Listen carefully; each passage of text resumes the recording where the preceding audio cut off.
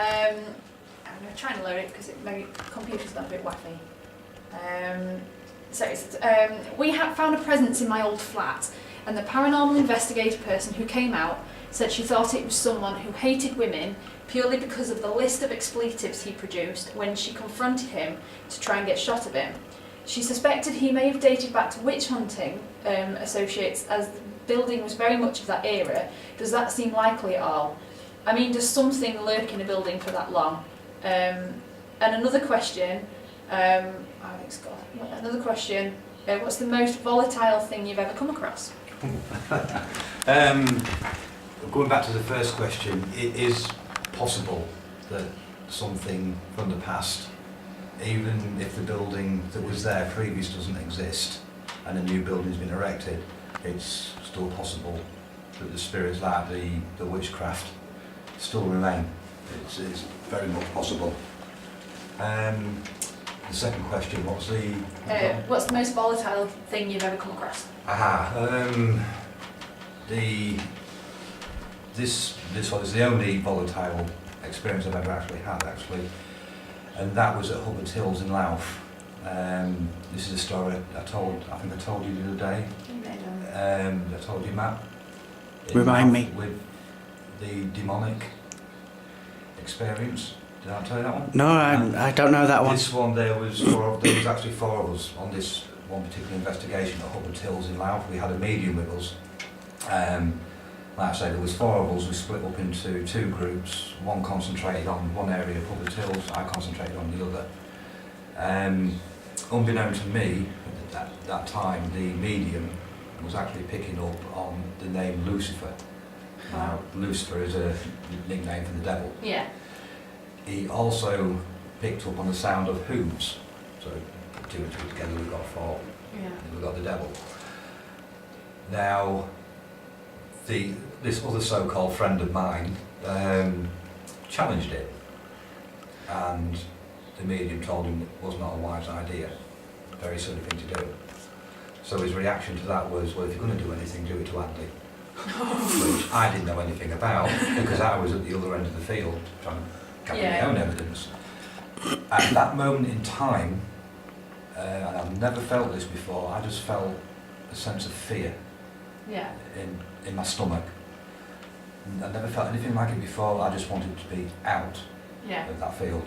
I was genuinely frightened, but I couldn't understand why. Yeah. Because I'd been to that field 3 or 4 times in the past, but never ever felt that. But me being me, I stuck my ground, like I can normally do. And it wasn't until 10-15 minutes later that the other two members of the group approached us, told us what they'd got, and then it was explained to me what this so-called friend of mine had said, and it all coincided with what he said at the time as to what I was feeling.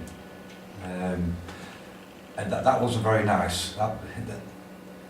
It was something I wouldn't like to experience again. Yeah. I've never come across a very violent demonic experience. Like pushing, shoving, scratching, things like that. This was just a feeling. But, do you get scared quite often? I've jumped a couple of times. Do you know it's a good one when you get scared? Yeah. I mean, going back to the pub that I mentioned earlier in Louth, I went downstairs to the function room to make sure all the equipment was working as it should be.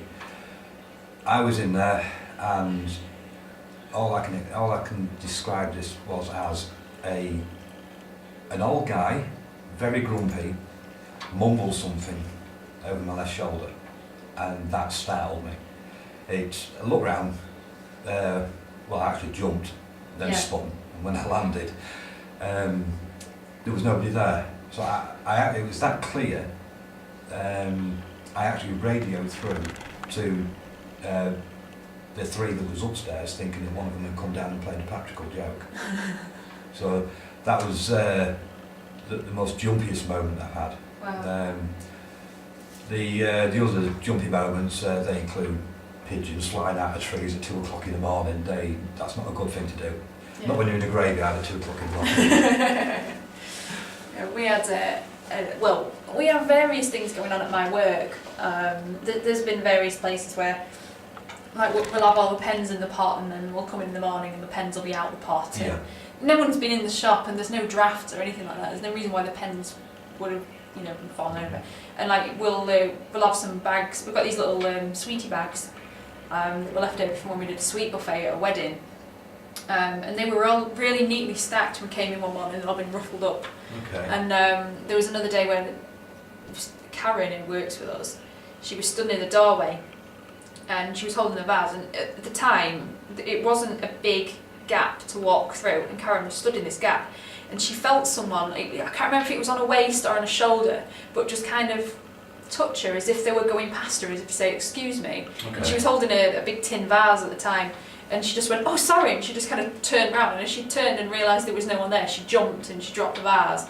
And it kind of made us all jump because of Karen's reaction, you know, because she genuinely thought there was someone there trying to get past. Because people have told me about their stories in the past about being touched on the shoulder, pushed in the back. Yeah. And like you just explained your story there.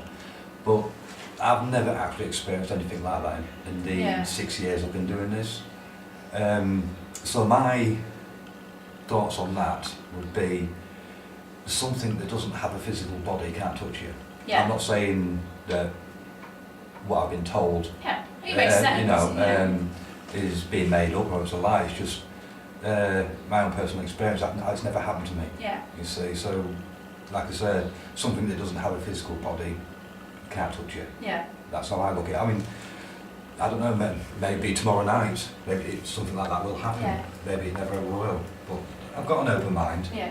You know, so. Because it's not something that's constantly there in our place. It'll come and then, you know, we won't see anything again for about another year, 18 months. Right. And then when it does happen, there'll be quite a few things, and then it'll just disappear again. I mean, there's nothing happening in a minute.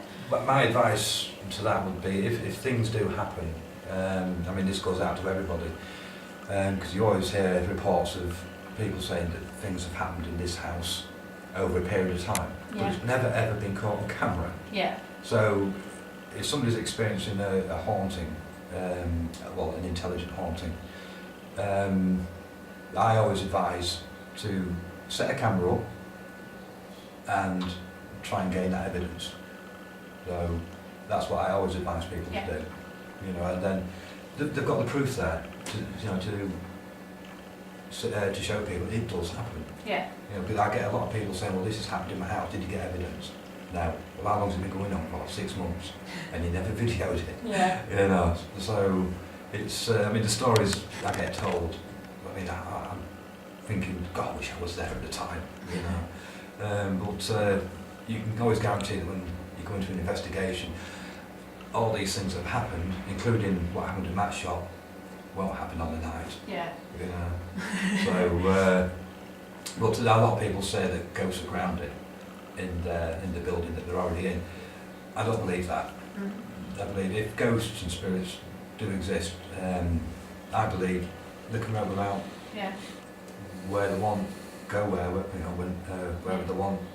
So that's what I think. But I mean, nobody truly knows what goes on the other side, if there is such a thing as the other side. Everything's based on an assumption. Yeah. You know. So, but yeah. So we could have the same ghost, Matt, because I'm only up the road from you. So, you know, I'm only up the So your ghost is haunting me and you're to blame? Yeah, it's all my fault. I'm very sorry. Well, I know where I'm getting my flowers in future. Sorry. So yeah, because you know I'm not far from you, am I? Because how old's your building? I've no idea how old it is. I know it was refurbished just over 20 years ago. Before that, it was derelict and empty for a long while. I have been told by someone it was a restaurant before then, and also it used to be a tobacco warehouse. That's what the landlord tells me. Yeah. So, you know, it's had a long history. I know my shop, well I say my shop, the shop I work in, used to be, I think there used to be houses on there. I mean, it's still got a flat above it, and I know stuff has happened up there. A friend of mine's had a relative who's had an operation in the flat above my work. So, but I think think it's early 1900s, my building, so... I mean, another thing, I mean, what people don't seem to know, or I've never heard of, is any building that is, it doesn't matter if it's old or new, a newer building can be just as much haunted as an old one. Yeah. Now, sometimes the reason behind this is